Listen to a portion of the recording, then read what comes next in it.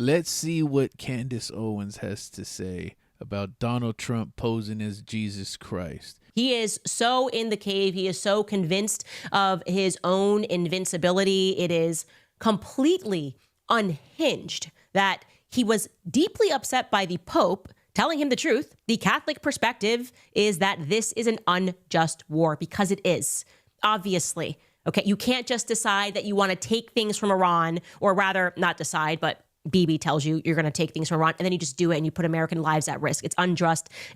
Forget the part that you went against every single one of your promises, betrayed your base, betrayed the people that were out there trying to get votes for you, betrayed. Trump is a liar. He's always been a liar. He also said that the Pope was too left-leaning. He's going to disappoint you because he is going to be the biggest left-leaning guy. He wants peace and love. That's what he wants.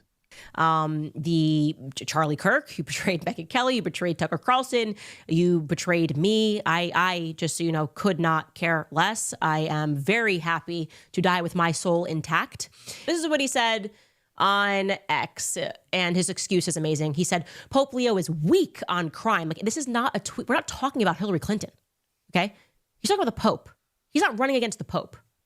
Pope Leo is weak on crime, terrible for foreign policy. He talks about fear of the Trump administration, but doesn't mention the fear that the Catholic Church and all other Christian organizations had during COVID. What? When they were arresting priests, ministers, and everybody else. Why would he talk about that? That's not happening right now. What? He wants them to get into a time machine and talk about what's going on in 2021. Okay. He goes on. I like his brother Louis much better than I like him. Oh, okay. Because Louis is all MAGA. He gets it, and Leo doesn't. I don't want a pope who thinks it's okay for Iran to have a nuclear weapon for the last 25 years, according to Bibi Netanyahu. I don't want a pope who thinks it's terrible that America attacked Venezuela, a country that was sending massive amounts of drugs into the United States, and even worse, emptying their prisons, including murderers, drug dealers, and killers into our country. And I don't want a pope who criticizes the president of the United States, because I'm doing exactly what I was elected in a landslide to do, setting record low numbers in crime and creating the greatest stock market in history. Leo should be thankful because, as everyone knows, he was a shocking surprise. He was not on any list to be pope and was only put there by the church because he was an American, and they thought that that would be the best way to deal with President Donald J. Trump. If I wasn't in the White House, Leo wouldn't be in the Vatican. Is that what goes on at conclave? Do the cardinals arrive and they go, oh, well, we were going to do our thing, but what really matters is Trump's president, and we want to make sure that we can deal with Trump. So we're just going to make somebody from Chicago. That feels like the right thing because he's got a Trump Tower in Chicago. Like, is that what he thinks happened? Yes. He's been making shit up forever. But if you let people skid on these little lies, these little things that might be funny at the beginning, you let them slide on these things, they're just going to continue to keep lying. Like, oh, I got away with this. I could do this. That's why he deleted his post. That's why he deleted his last post about posing as Jesus Christ. Why do you think he deleted it? Because he was like, my fan base, my base is, they believe everything I say. Why should I think any different? I'm just going to keep it up. That he had all of these cardinals arrive, and this was the discussion as people waited for white smoke outside, that is what was happening on the inside. You cannot be that narcissistic. Can you? I think he is. I think that's what Laura Loomer said to him. I think that is, she texted him and she's telling the truth, and she's like, he wouldn't even be pope if it wasn't for you. She's like been very borderline lately. Like, she's like, feels like she should probably be put on another hold, but like she's still out there tweeting crazy things. And I feel like that's what Paula White said to him, like in a couple of her blasphemous prayers of like, she's like, the Catholic Church should thank you. And I'm making fun of it, but I want to be clear that he is truly, and I do not say this to be extra, I do not say this to be performative, he is truly under demonic influence. You see that in the prayers. And, I have to say respectfully, it was definitely something, which I am hopeful, and please forgive me if I'm out of line here, but I'm hopeful that more cardinals, more princes of the church will speak out against the role that some of our bishops have had in this.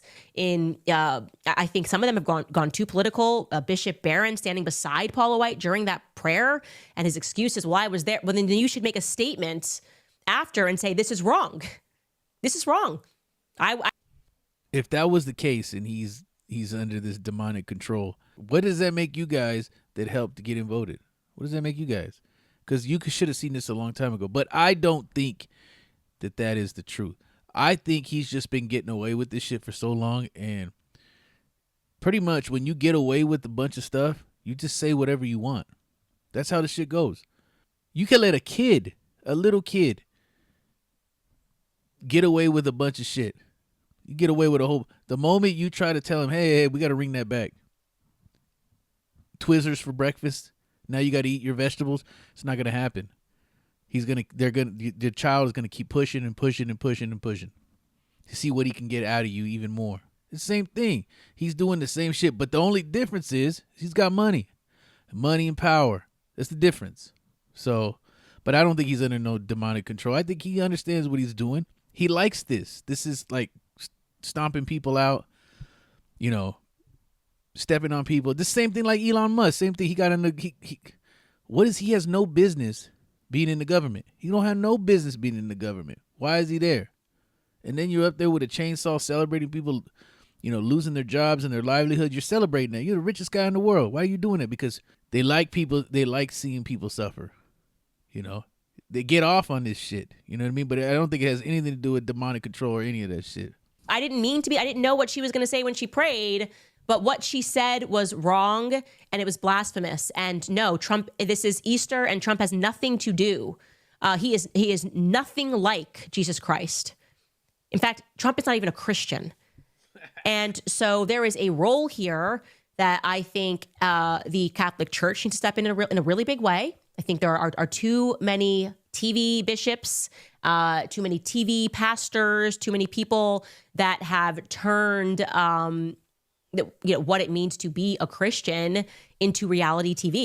Those are way two different things, Candace. Those are way two different things. A pastor and a priest are two different things. A pastor is just a businessman. Those guys are constantly making dough. That's what they do.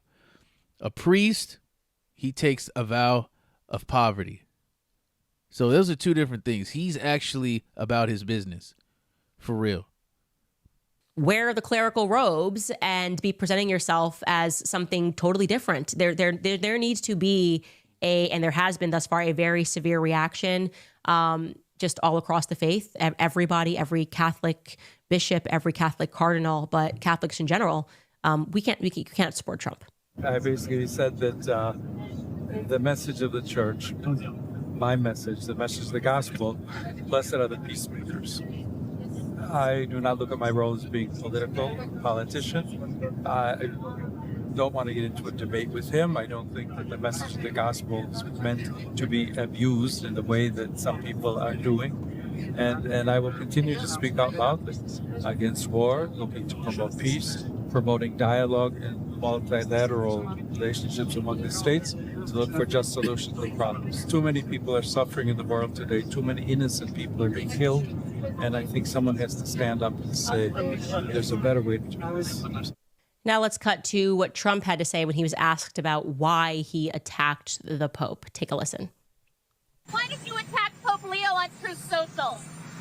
I don't think he's doing a very good job. He likes crime, I guess. He hit us. Think of it. He's worried about fear. What about the fear when the ministers and the priests and all of those great people that were arrested during COVID, and in many cases they're outside 10 feet apart and they were arrested. So we don't like it. We don't like a pope that's going to say that it's okay to have a nuclear weapon.